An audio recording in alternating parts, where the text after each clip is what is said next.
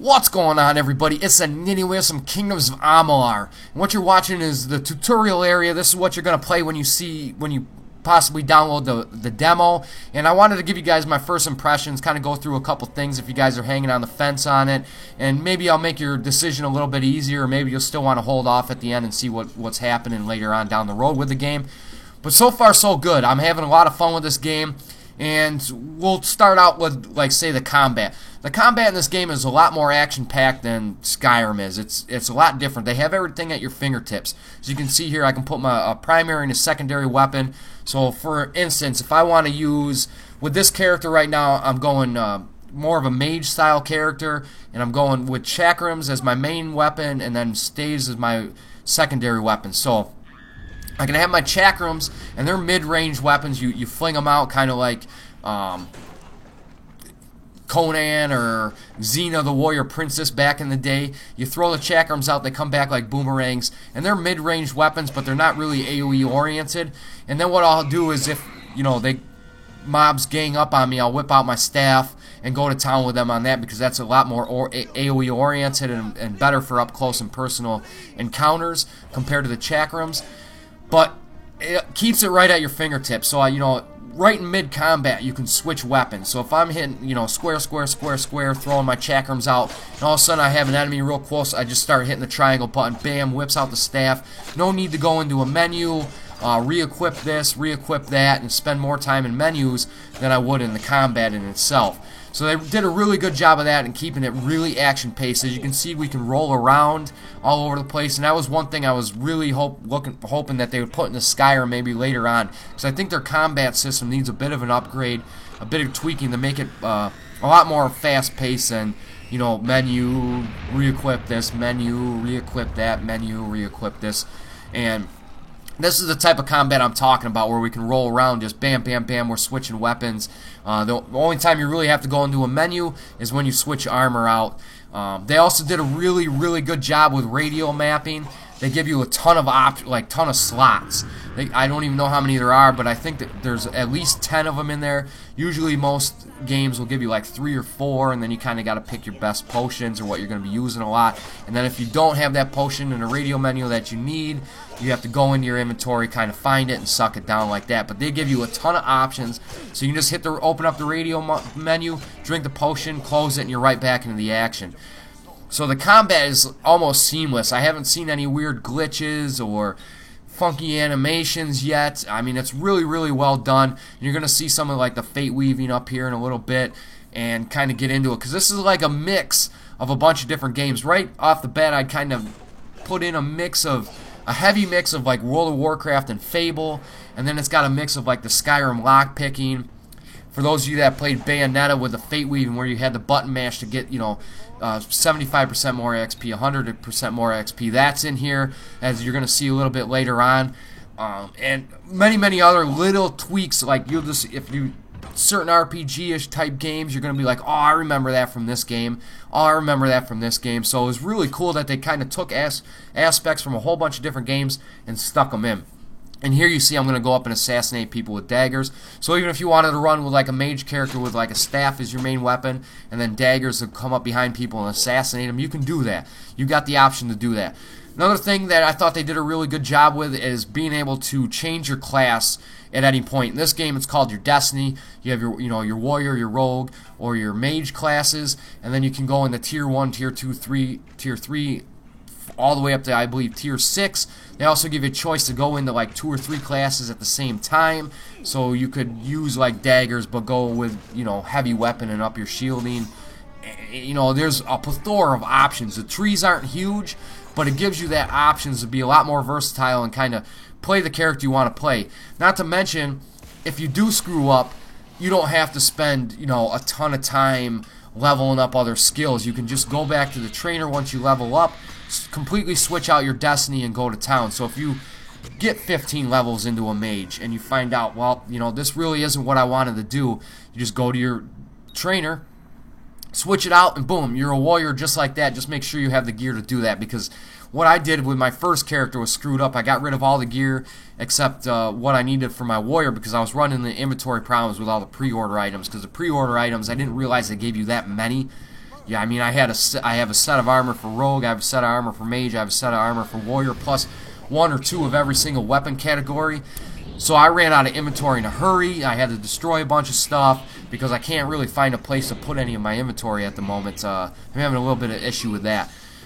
But you know, I thought, you know, leaving it open to the character to be able to switch mistakes around and everything else, I thought was a really, really good idea and a much needed to some of these games. So you're not spending 20 hours and one little tiny mistake, you know, you want to wipe out your character and start over. So I thought that was a really good idea. They made it really accessible to everybody. The crafting in this game is I'm not going to say confusing, but I did have a concern with, like, say, blacksmithing, because I had a couple points in blacksmithing, and all I could do was salvage my gray items. And I'm like, well, how do I salvage blue, green, purple items that I don't want so I can get better components to make better items, because it doesn't really make any sense.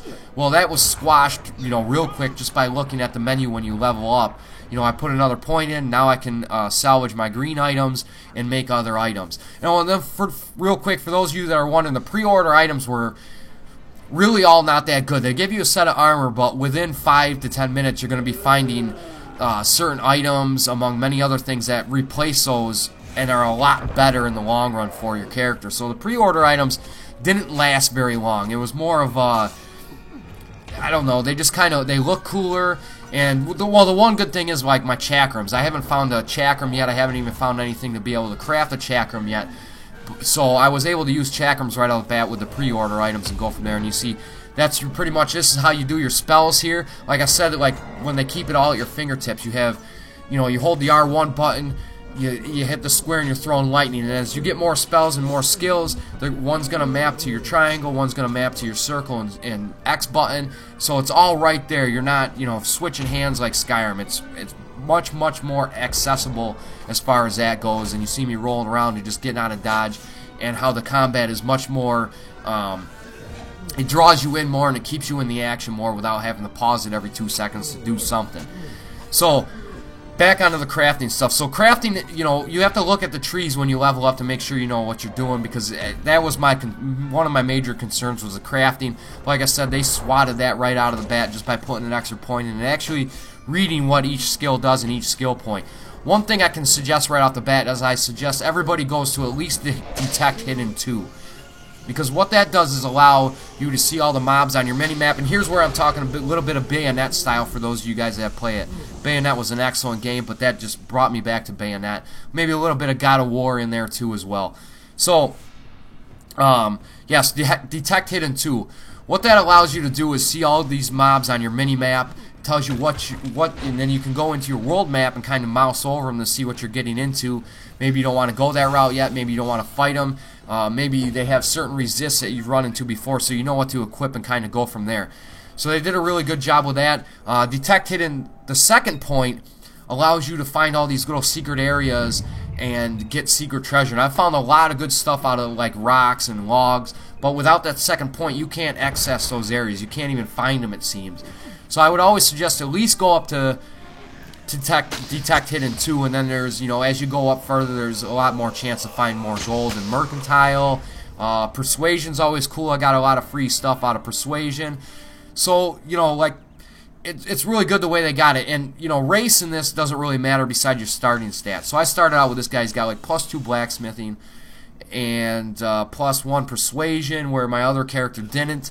So it's like a give or take. It's not game breaking, it's more of how you want to look, and I thought they did a really good job with that too, because you don't need to go this to be stealth character. You don't need to go this as in, you know, a warrior character. And they did a real good job with it in Skyrim with that too, kind of drawing away from having to be a specific class for a specific race.